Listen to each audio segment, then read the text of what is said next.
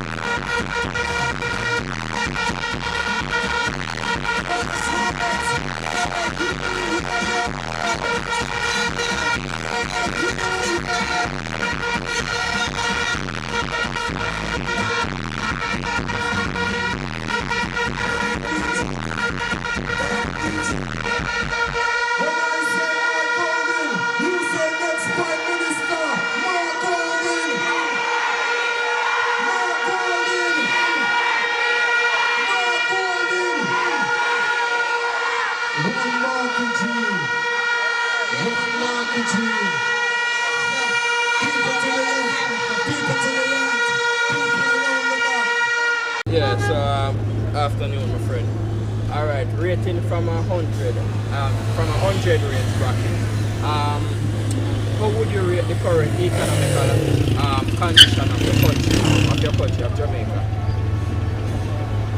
Well, I would rate it like I would consider it around like a 70% rating Why? because there's room for improvement, but it's not so bad as how it used to be before. Okay.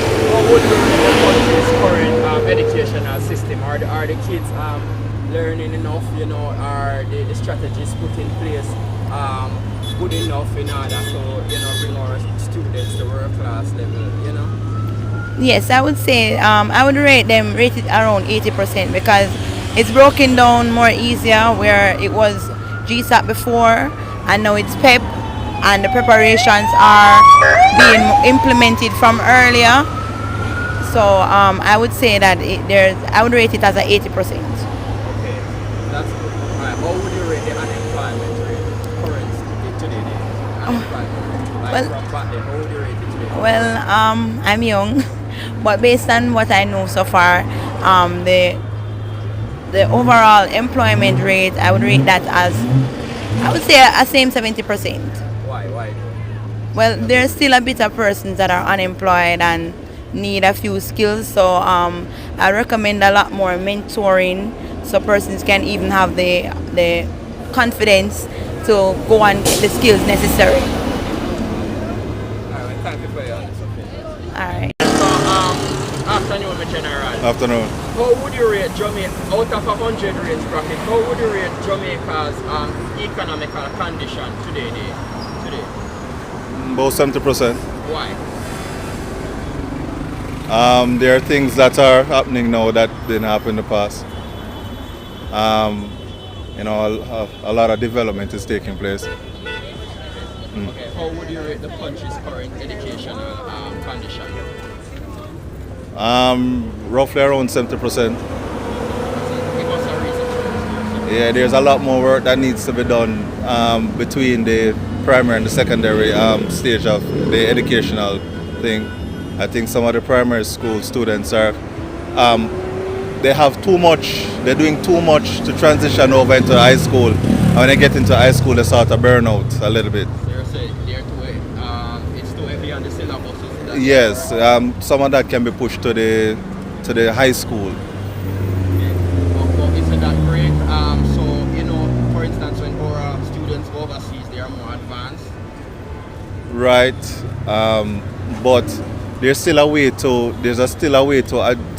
fix the syllabus so that they leave literate from primary school into high school, but they are not burnt out. Okay. Yeah. How would you rate the current unemployment?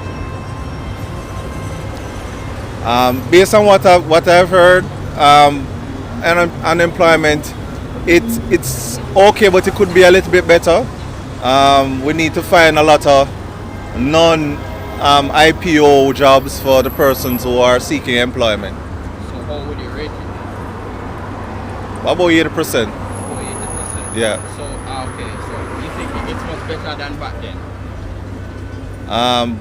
I don't know much to make that comparison, but I think it's okay. I don't know much in terms of the data to make a comparison. So you think it's okay? Yeah.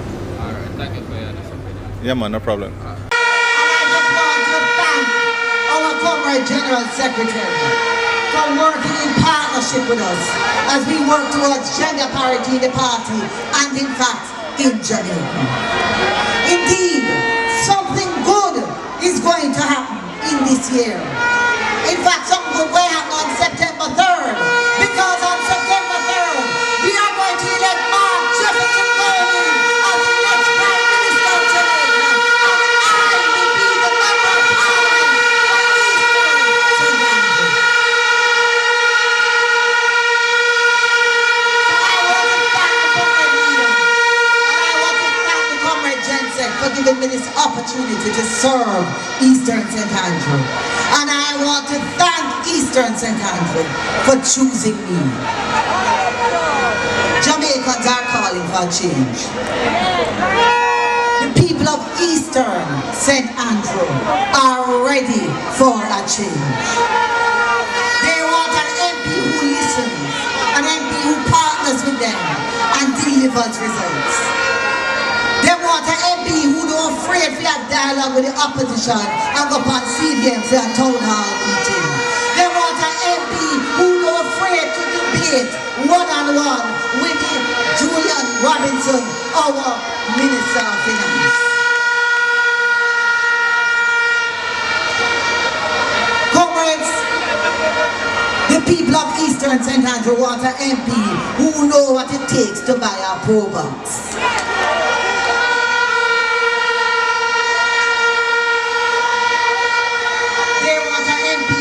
Will sit with them, design a pathway to creating a a better life, better communities, where we can live good with each other and with trust between the police and the citizens, where safety is a given and does not only exist when it is enforced by soldiers and police.